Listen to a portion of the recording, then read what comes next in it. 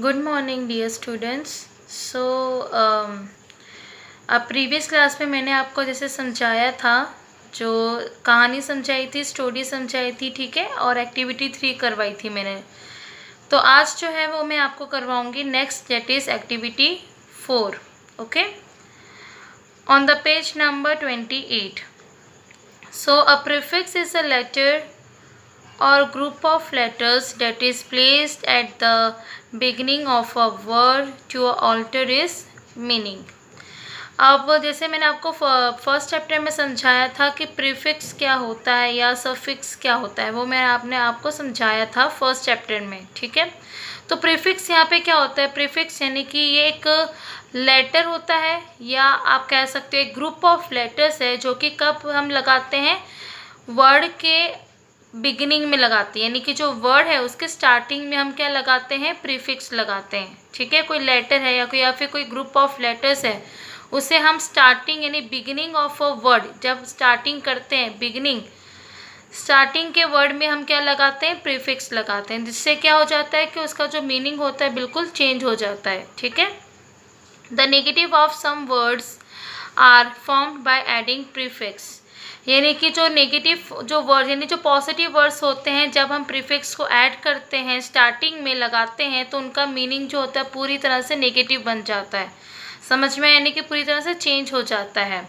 For example, some examples यहाँ पे दिए हुए हैं। डायरेक्ट था तो यहाँ पे इनडायरेक्ट कर दिया। Probable, improbable, responsible, irresponsible, legal, illegal. तो अभी आपने देखा होगा कि कैसे जो लीगल काम करते हो यानी जो सही काम करते हो, इलीगल यानी जो गलत काम करते हो, ठीक है। तो इसका क्या होता है? टोटली जब हम प्रीफिक्स को ऐड करते हैं स्टार्टिंग में, ठीक है, तो उसका पूरी तरीके से जो मीनिंग होता है वो चेंज हो जाता है और वो पॉजिटिव से नेगेटिव बन जाता है। समझ में आया आपको? तो यहाँ पे आपको दिए हुए हैं कि make negatives of the following adjectives bye adding a prefix, यानी आपको एडजेक्टिव्स दिए हुए हैं, आपको क्या करना है? नेगेटिव वर्ड्स बनाना है by adding a prefix. Okay, जैसे कॉम्पिटेंट है तो कॉम्पिटेंट से पहले क्या लग जाएगा? Incompetent. Then dignified, undignified, UN लगेगा। लॉजिकल, इलॉजिकल, IL लगेगा। मैटेरियलिस्टिक तो इमैटेरियलिस्टिक लगेगा। Pleasant, unpleasant. ये रेवरेंट, रेवरेंट यानी कि रिस्पेक्टफुल होता है, तो अगर उसके आगे हमने प्रीफिक्स लगा दिया IR यानी इरेवरेंट हो जाता है, यानी कि इररिस्पेक्टफुल।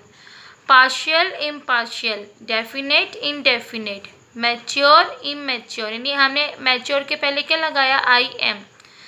लिटरेचर, इलिटरेट, सॉरी लिटरेट और illiterate, okay. Balanced, imbalanced, comfortable, uncomfortable, okay. समझ में आया आपको? तो ये आपको मैं दूंगी, या सब कुछ ये जो एक्टिविटी 4 है वो आपको वैसे टेक्स्ट बुक में ही लिखना है, ठीक है। नेक्स्ट जो है डेट इज एक्टिविटी नंबर 5।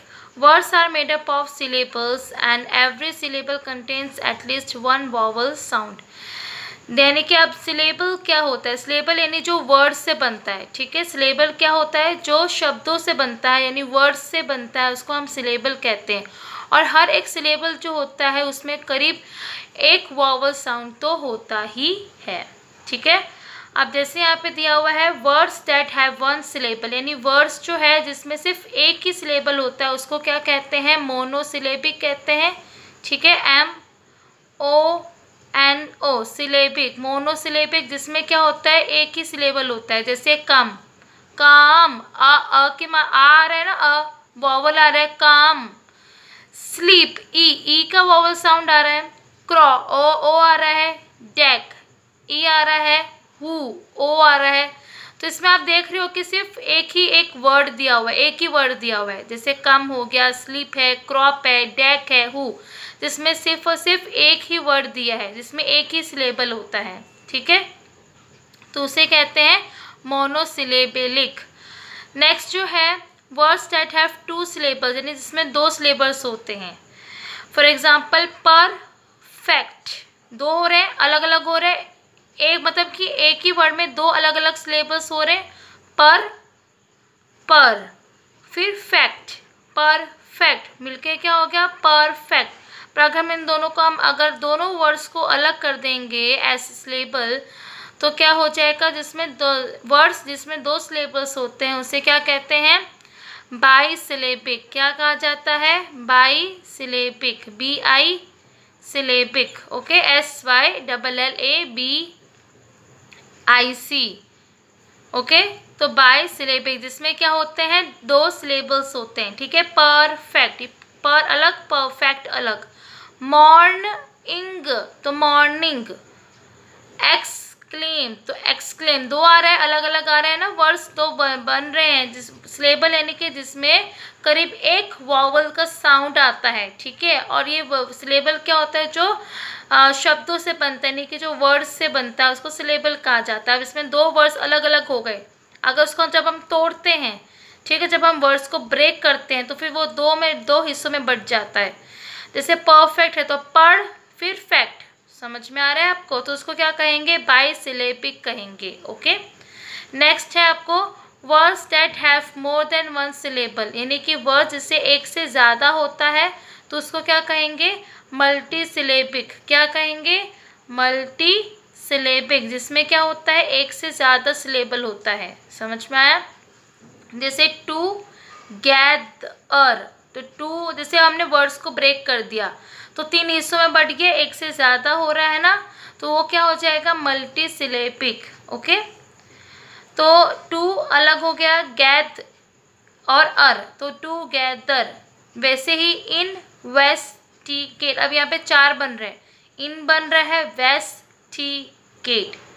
समझ में आया, तो ये क्या हो जाएगा, मल्टी सिलेबिक हो जाएगा। ओके, तो अब यहाँ पे आपको दिया हुआ है, listen to this words carefully and write the number of syllables you hear. अभी आपको सिलेबल्स के नंबर लिखने हैं। ठीक है, जैसे सबसे पहले दी है ब्लेस, तो ब्लेस क्या हो गया, यहाँ पे सिर्फ ब्लेस सारा है, एक ही वर्ड दिया हुआ है, एक ही सिलेबल हो रहा है, प्रोनाउंसिएशन भी इसका वॉवल साउंड आ रहा है, ब्लेस, SAE। ओके, तो यहाँ पे एक ही होगा सिलेबल। नेक्स्ट जो है वो है पेडेस्ट्रेन, तो यहाँ पे पै अलग हो गया, डेस अलग हो गया, ट्रेन अलग हो गया, तो ये क्या हो गया, तीन बन रहे हैं तो इसलिए तीन आएगा। ये मल्टी, ये पहला वाला ब्लेस है ना तो ये मोनो आएगा, ब्लेस यानी मोनो सिलेबिक आएगा तो वन आएगा।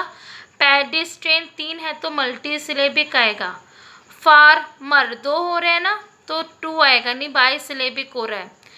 नेबरहुड तीन बन रहा है, ने अलग, बर अलग, हुड अलग, तो ये इसमें आएगा मल्टी सिलेबिक में आएगा। ट्रैक एक ही हो रहा है तो मोनोसिलेबिक में आएगा। पोजीशन, पो अलग, सी अलग, शन अलग, तो तीन आ रहे हैं तो इसमें मल्टी सिलेबिक आएगा। बी गैन, तो बी अलग, गैन अलग, तो बेटा बी गैन तो टू आएगा यानी बाय सिलेबिक। मॉडरेटली, तो मॉडरेटली तीन तीन हो रहे हैं, मो अलग, ड्रे अलग, टिली अलग, तो तीन हो रहे हैं तो यानी मल्टी सिलेबिक। इंटरेस्ट यानी ये भी अलग, तीन हो रहे हैं, इन अलग, टे अलग, TE और REST अलग हो रहे हैं, तो तीन वर्ड्स बन रहे, एक से ज़्यादा सिलेबल हो रहा है तो इसलिए आएगा मल्टी सिलेबिक। स्क्रू, तो ये एक ही हो रहा है। फीवर, फीवर, तो ये क्या हो गया, दो यानी बाय सिलेबिक। स्लो, तो एक हो रहा है यानी कि मोनोसिलेबिक। इम्प्रेसिव, तो यहाँ पे क्या हो गया, इम अलग, प्रे अलग, सिव अलग, तो ये एक से ज़्यादा हो रहा है तो मल्टी सिलेबिक। ठीक है, ड्रीम एक ही हो रहा है वर्ड सिलेबल। फॉर्च्यूनेट, तो यानी कि ये एक से ज़्यादा हो रहा है तो क्या हो जाएगा, मल्टी सिलेबिक यानी तीन आएगा। कितने बन रहे हैं यहाँ पे वर्ड सिलेबल, कितने बन रहे हैं, तीन बन रहे हैं। फॉर अलग, च्यू अलग, नेट अलग। ठीक है, तो ये आपका होमवर्क रहेगा। ये सब आपको आप चाहे तो इंग्लिश की नोटबुक में भी लिख सकते हो या फिर टेक्स्ट बुक में भी लिख सकते हो। ओके, पर अच्छा होगा कि अगर आप नोटबुक में लिखोगे तो अच्छा रहेगा, तो आप उसी में लिख लेना। ओके, नेक्स्ट जो है take out page number 29 activity 6। तो नेक्स्ट एक्टिविटी 6 में आपको दिया है Jamie Wells was a patrol man. अब पेट्रोल मैन क्या होता है, ये एक पुलिस ऑफिसर होता है। ठीक है, जिसका जॉब क्या होता है कि एक टू वॉक और drive around a particular area, यानी कि उसको चलते मतलब उसको एक एरिया पे नज़र देनी होती है, मतलब एक सुपरवाइज करना होता है, चेक करना होता है चल कर कि कहीं कुछ गड़बड़ तो नहीं है। तो वो उनकी जॉब होती है, पुलिस ऑफिसर की जॉब यही होती है कि घूमना होता है उनको हर एक पर्टिकुलर एरिया पे, ठीक है। तो वही सब अब यहाँ पे आपको मैच करना है, इनके वर्क के अकॉर्डिंग आपको इसके मैच करना है, ठीक है। तो जैसे पहले दिया हुआ है कॉलम ए में है दिया है बिब्लियोफाइल, तो बिब्लियोफाइल क्या हो जाएगा, ये रहा बिब्लियोफाइल मतलब कि one who likes books and enjoys reading and collecting them, यानी जिसको क्या पसंद है, बुक्स पसंद है और वो रीड करना और उनको बुक्स को कलेक्ट करना काफ़ी ज़्यादा पसंद होता है और वो इंजॉय भी करते हैं रीडिंग। नेक्स्ट है कार्टोग्राफर, तो यहाँ पे कार्टोग्राफर क्या हो जाएगा, लास्ट में आएगा 9th में, यानी कि he does the work of making maps, यानी कि जो क्या काम करता है, मैप्स बनाता है, ओके। नेक्स्ट फाइनेंसियर, तो फाइनेंसियर यहाँ पे जो फाइने की जो बड़े बड़े जो अमाउंट होते हैं मनी के वो उसको संभालता है, उसको बोलते हैं फाइनेंसियर, ओके। तो थर्ड आएगा, इधर आपको थर्ड लिखना है। हाई कमिश्नर, तो हाई कमिश्नर कौन होता है, यानी कि जो रिप्रेजेंट करता है government of Commonwealth country in another's Commonwealth country, जो कॉमनवेल्थ होती है कंट्री जो एक इंडिपेंडेंट कंट्री होती है, ठीक है, यानी कि जो क्या करती है दूसरे कंट्री को रिप्रेजेंट करती है, उसको कहा जाता है हाई कमिश्नर। तो यहाँ पे 4 आएगा। नेक्स्ट ऑर्निथोलॉजिस्ट, ऑर्निथोलॉजिस्ट मतलब कि यहाँ पे ये रहा second, someone who studies birds, यानी कि जो बर्ड्स के बारे में पढ़ते हैं। डिटेक्टिव, डिटेक्टिव जैसे आपको पता है कि जो पुलिस ऑफिसर या जो कोई प्राइवेट एजेंट होता है जो इंफॉर्मेशन फाइंड आउट करता है about to catch a criminal, उसको कहा जाता है डिटेक्टिव। न्यूमिस्मैटिस्ट, तो यहाँ पे हो जाएगा आपका ये रहा 8th नंबर पे है, 7 आपको लिख देना है। हीज वर्क क्या होता है, is to collect and study the coins and medals, यानी कि जो कॉइन्स और मेडल्स को कलेक्ट करना अच्छा लगता है और उनके कॉइन्स के बारे में पढ़ना अच्छा लगता है, तो स्टडी करते हैं इनके बारे में, ठीक है। नेक्स्ट है फिलाटेलिस्ट, तो फिलाटेलिस्ट यानी कि ये रहा 5th वन, यहाँ पे आपको 8 लिखना है। His activities collecting and studying postage stamps, यानी कि जो इसकी एक्टिविटी क्या है कि जो पोस्ट अलग अलग जो मतलब पोस्टेज स्टैम्प्स को कलेक्ट करता है और उसके बारे में वो पढ़ता है। पैलियोंटोलॉजिस्ट, तो इसका आंसर आएगा ये ही is involve in the study of physis, यानी कि जो पुराने जो एनिमल्स के बारे में पढ़ते हैं ना, तो उसको कहा जाता है फॉसिल्स, ओके। समझ में आया। तो ये था जो लोग काम कर उनका जॉब है, यानी कि यहाँ पे उनको नाम दिया, उनकी जॉब क्या है, उनका वर्क क्या है, और वो आपने मैच यहाँ पे आपको मैच करना था, ओके। सो नेक्स्ट जो है आपको एक्टिविटी 7 दी हुई है, that is answer the following questions. तो वो मैं आपको इतना ज़्यादा इंपॉर्टेंट नहीं है, ये मैं आपको बाद में मतलब कि आपको क्वेश्चन आंसर्स ही है वो तो मैं आपको लिखाई दूंगी, ओके। तो अभी हम नेक्स्ट एक्टिविटी पे चलते हैं, that is activity number 8। Several words adjectives are given below, यानी कि आपको कुछ वर्ड्स और कुछ एडजेक्टिव्स दिए हुए नीचे जो कि आपको लिस्ट करना है, ones that you would attribute to Jimmy and Bob, यानी कि आपको उनकी कैटेगरीज या उनके कैरेक्टर्स को आपको बताना है कि जिमी कैसा है और बॉब कैसा है, ठीक है। जैसे यहाँ पे था इम्प्रेसिव, तो इम्प्रेसिव कौन था, जिमी, तो आपको यहाँ पे जे लिखना है, जिमी हो जाएगा। जेन्युइन कौन था, जिमी, तो जे यहाँ पे जे लिखना है। एम्बिशियस कौन है, बॉब, ओके, यानी काफ़ी ज़्यादा अपने गोल की तरफ ही ध्यान देने वाला एम्बिशियस था वो काफ़ी। अब ड्यूटीफुल है मतलब हमेशा ड्यूटी पे एकदम कड़क, अपने मतलब हमेशा ड्यूटी में रह के काम करना, मतलब हमेशा अपने वर्क के तरफ बिल्कुल लॉयल रहना, ओके। तो ये कौन था, जिमी था। प्रेसवर्दी, जिमी। प्लॉडर मतलब ये जिमी आएगा जो हु वॉक्स वेरी स्लोली, जो मैंने आपको लिखा भी चुकी हूँ आपको मीनिंग्स में, ठीक है। स्लंगिश, तो जिमी, स्लंगिश यानी कि सुस्त रहना, ओके, दैट इज द यानी जिमी। नेक्स्ट आएगा अनएथिकल। अनएथिकल यानी कि नॉट हैविंग प्रोफेशनल बिहेवियर, उसको कहा जाता है अनएथिकल। तो वो कौन था जिसका प्रोफेशनल बिहेवियर नहीं था? That is Bob. Patient, Jimmy, काफ़ी ज़्यादा उसमें पेशेंस था। Sensitive, Jimmy. वेल्दी, कौन था? इन्हें पैसे किसके पास सबसे ज़्यादा था? बॉब के पास था, तो वेल्दी बॉब।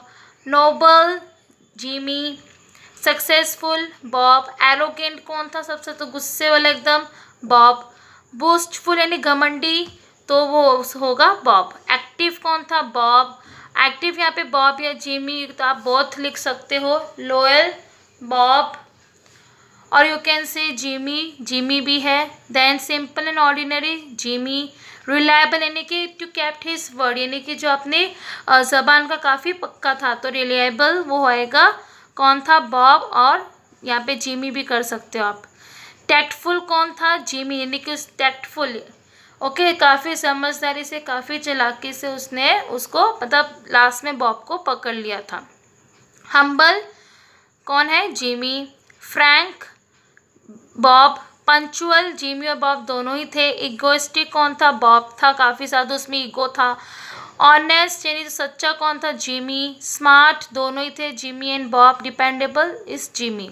ओके, तो इसके अकॉर्डिंग आपको ये नोटबुक में लिखना है, ठीक है, कि आपको जस्ट कैरेक्टर्स मैच करना है कि बॉब कौन था एंड जिमी कौन था। ओके, सो नेक्स्ट आपको एक्टिविटी 9 में दिया हुआ है, choose the correct option. MCQ दिया हुआ है।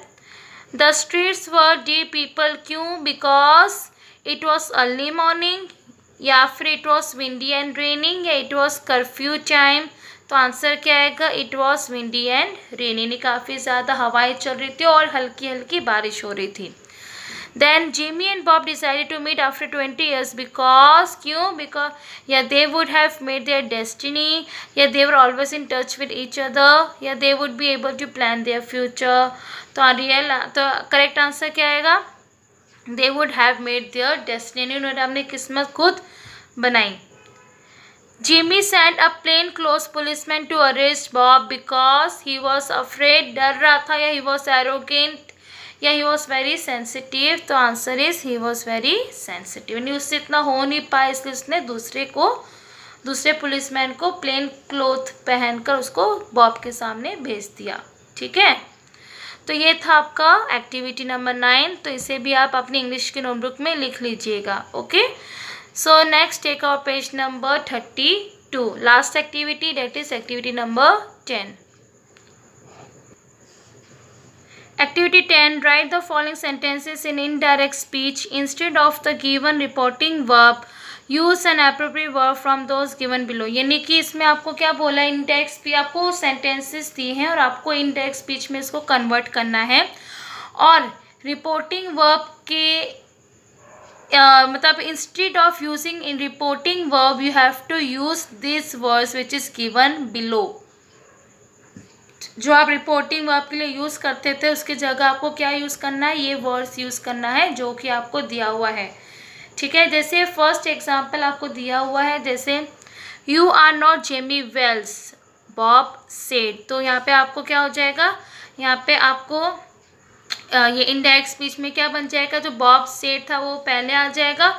स्नैप्ड, तो स्नैप्ड मतलब कि उसको काट खाना। ठीक है, मतलब इतना गुस्सा कर रहा था, काट खाएगा जैसे। तो बॉब स्नैप्ड किस दैट, उसने बोला कि he was not Jamie Wells, यानी यू आर की जगह क्या हो जाएगा? यहाँ पे ही आ जाएगा। ठीक है, यहाँ पे सेकंड पर्सन फर्स्ट, तो यहाँ पे सेकंड पर्सन यूज़ किया है तो थर्ड पर्सन, सो ही और आर की जगह वॉस हो जाएगा पास्ट टेंस, और नॉट जेमी वेल्स आ जाएगा। समझ में आया? तो इसमें आपको क्या करना है? फर्स्ट सेंटेंस देखिए, रिपोर्टेड सेड की जगह अपनी रिपोर्टेड वर्ब है तो उस जगह क्या यूज़ किया? स्नैप्ड यूज़ किया आपने। ठीक है, तो वैसे ही जैसे सेकंड मैंने यहाँ पे लिखा हुआ है तो ये भी आपको अपनी नोटबुक में लिखना है। ठीक है, होमवर्क रहेगा ये। तो good night sir said the police man, तो अभी आपको क्या करना है कि पुलिस मैन सेड की जगह क्या यूज़ करना है? इसमें से वर्ड्स लेने जो इसके ऊपर मतलब जो फिट बैठते हो। ओके, तो क्या है कि गुड नाइट सर, तो सेड द पुलिसमैन, तो सेड की जगह अब यहाँ पे गुड नाइट सर, बीट मतलब कि क्या होता है कि कहना किसी को, ठीक है। तो यहाँ पे आएगा the policeman beat good night to the other man, ऐसे लिखना है आपको इनडायरेक्ट स्पीच में, ठीक है। तो नेक्स्ट है it has given me everything I asked for said Bob. तो यहाँ पे क्या हो रहा है कि बॉब जो है उसने क्या कहा कि मुझे जो चाहिए था मुझे वो सब कुछ मुझे मिल चुका है। तो यहाँ पे क्या होगा, वो यहाँ पे दावा कर रहा है बोस्ट। तो यहाँ पे एंथुसियाज्म नहीं आएगा। एंथुसियाज्म का मतलब क्या होता है कि उत्साह होता है। स्नैप तो ऑलरेडी यूज़ कर दिया है फर्स्ट सेंटेंस में, तो वो तो आएगा नहीं। कॉन्फिडेंटली नहीं, वो इतना कॉन्फिडेंटली नहीं बोल रहा है। फिर है सरकास्टिकली, नहीं कि जब हम मतलब कि इंसल्ट कर रहे हैं तो हम सरकास्टिकली यूज़ करेंगे। और बीट तो हम ऑलरेडी सेकंड सेंटेंस में यूज़ कर चुके हैं। तो बूस्टेड मतलब दावा करना होता है। तो यहाँ पे क्या हो रहा है कि बॉब जो है वो दावा कर रहा है, वो बता रहा है कि जो मुझे चाहिए था वो मुझे मिल चुका है। तो यहाँ पे आप लिखोगे कि Bob boosted that it has की जगह क्या लिखोगे, हैड हो जाएगा पास्ट टेंस में, ओके। गिवन क्यों पास्ट टेंस, क्योंकि यहाँ पे गिवन जो गिवन है वर्ब वो ऑलरेडी पास्ट टेंस में, इसलिए आप जो है वो प्रेजेंट परफेक्ट को आप पास्ट में करोगे। समझ में आया। तो मी की जगह यहाँ पे आप लिखोगे him, given him everything. I की जगह क्या आ जाएगा, he asked for, okay. Next if Jimmy is alive on earth he will be there here by that time he said to the officer.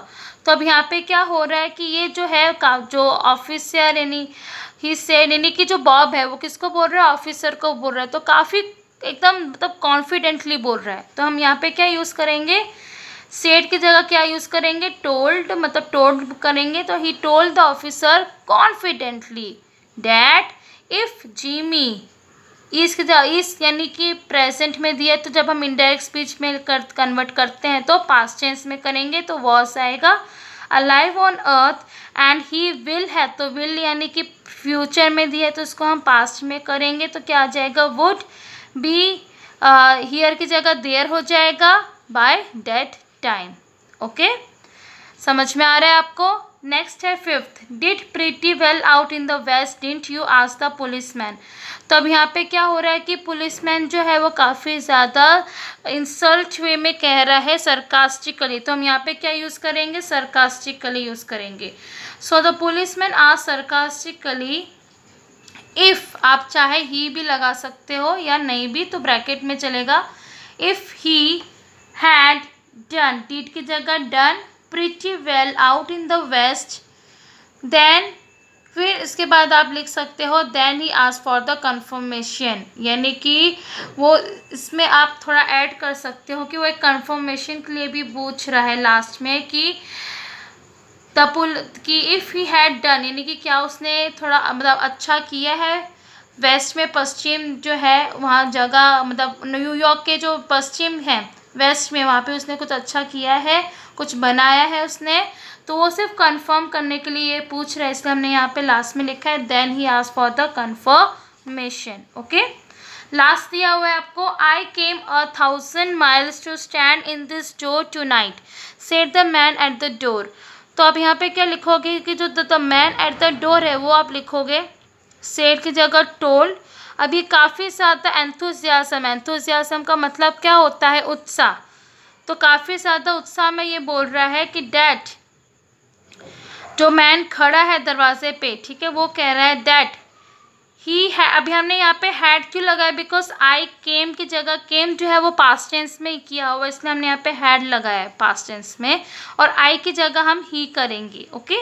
तो ही हैड क्यों ही लगाया, क्योंकि यहाँ पे मैन बोला है, इसलिए हमने यहाँ पे ही लगाया है, ओके। तो he had came 1000 miles to stand in, this की जगह हम डैट यूज़ करेंगे, ओके। दिस की जगह डैट हो जाएगा डोर, और टू नाइट की जगह डैट नाइट हो जाएगा। समझ में आया। तो ये था आपका एक्टिविटी 10 जो कि आपको सेंटेंसेस दिए हुए थे, तो उसकी जगह आपको मतलब कन्वर्ट किस में करना था, इनडायरेक्ट स्पीच में, ओके। तो एक्टिविटी 4, 5, 6, 8, 9, 10 ये होमवर्क है, आपको इंग्लिश की नोटबुक में लिखना है। समझ में आया? जो आंसर्स है वो मैं आपको भेज दूँगी, but try to solve on your own, यानी कि आप खुद भी ट्राई कीजिए कि आप खुद सॉल्व कर सकें, ठीक है? तो आई होप आपको समझ में आ गया होगा, ठीक है? तो thank you, take care and have a nice day. तो इसी तरीके से आपका जो 3rd चैप्टर है वो कंप्लीट होता है, ठीक है?